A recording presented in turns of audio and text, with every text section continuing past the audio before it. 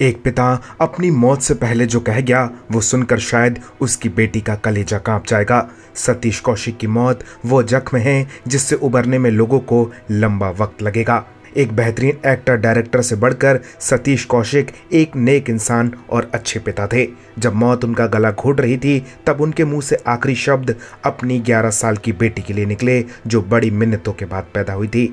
सतीश कौशिक ने मरने से पहले अपने मैनेजर से कहा था कि मुझे अपनी बेटी वंशिका के लिए जीना है, मुझे लगता है कि मैं नहीं बचूंगा। अब ई टाइम्स को दिए इंटरव्यू में सतीश कौशिक के मैनेजर ने बताया, सतीश कौशिक ने करीब 8:30 बजे अपना डिनर किया था। अगली सुबह 9 मार्च को हमें मुंबई लौटना था। उन्होंने मुझसे कहा था कि जल्दी सो जाते हैं, सुबह फ्लाइट लेनी है। इसके बाद मैं बराबर वाले रूम में सोने के लिए चला गया। रात के करीब 11 बजे उन्होंने मुझे फोन करके अपने रूम में बुलाया और कहा, संतोष मुझे वाईफाई का पासवर्ड सेट कराना है, मैं कागज 2 देखना चाहता हूं ताकि एडिटिंग का काम कर सकूं। फिर उन्होंने फिल्म देखनी शुरू की तो मैं अपने रूम में आ गया और अचानक 12 बजे वो जोर जोर से मेरा नाम पुकारने लगे। मैं भागता हुआ गया और उनसे पूछा क्या हुआ है सर, तो उन्होंने कहा कि उन्हें सांस लेने में दिक्कत हो रही है, मैं उन्हें डॉक्टर के पास ले जाऊं।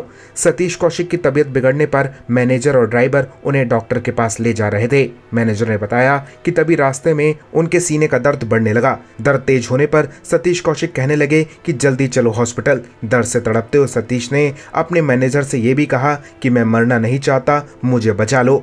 तबीयत बिगड़ने पर सतीश कौशिक को डर सता रहा था। मौत से पहले कार में हॉस्पिटल जाते समय उन्होंने अपने मैनेजर से उनकी पत्नी शशि और बेटी वंशिका का ख्याल रखने के लिए भी कहा था। इस बारे में मैनेजर संतोष ने बताया कि कार में उनसे सतीश कौशिक ने कहा था कि मुझे वंशिका के लिए जीना है, मुझे लगता है कि मैं नहीं बचूंगा, शशि और वंशिका का ख्याल रखना। लेकिन मैनेजर और ड्राइवर सतीश को जब फोर्टिस अस्पताल लेकर पहुंचे तो वो होश में नहीं थे। मैनेजर ने बताया कि सतीश कौशिक ने हॉस्पिटल जाते समय रास्ते में ही रिस्पॉन्ड करना बंद कर दिया था। संतोष ने उन्हें हिलाने की कोशिश की लेकिन वो मूव नहीं कर रहे थे। मैनेजर ने कहा, मुझे लगा ही नहीं था कि वो चले गए हैं क्योंकि कई बार वो मेरे कंधे पर सिर रखकर सो जाते थे। हॉस्पिटल में डॉक्टर्स की टीम ने उनका चेकअप किया लेकिन कुछ देर बाद डॉक्टर्स ने बताया कि वो रिस्पॉन्ड नहीं कर रहे हैं। मैनेजर ने कहा, उस समय 12:36 हो रहे थे। मैंने सतीश जी की बहन के बच्चों को कॉल करके बुलाया जो दिल्ली में ही रहते हैं, फिर उनकी पत्नी को कॉल किया। हालांकि संतोष ने सतीश की पत्नी को उनके निधन की खबर की जानकारी नहीं दी। मैनेजर ने सतीश की पत्नी से सिर्फ इतना कहा कि वो सीरियस कंडीशन में है। मैनेजर ने यह भी बताया कि उन्होंने अनुपम खेर को कॉल करके सतीश जी के निधन के बारे में जानकारी दी थी, हालांकि उन्होंने अपना फोन नहीं उठाया। फिर संतोष ने उनके वर्क पर्सन को कॉल करके उन्हें यह जानकारी दी। संतोष ने बताया कि सतीश कौशिक हमेशा उनसे कहते थे कि अगर उनके साथ कुछ भी हो, किसी चीज की भी जरूरत हो तो सबसे पहले अनुपम खेर और अनिल कपूर को कॉल करना।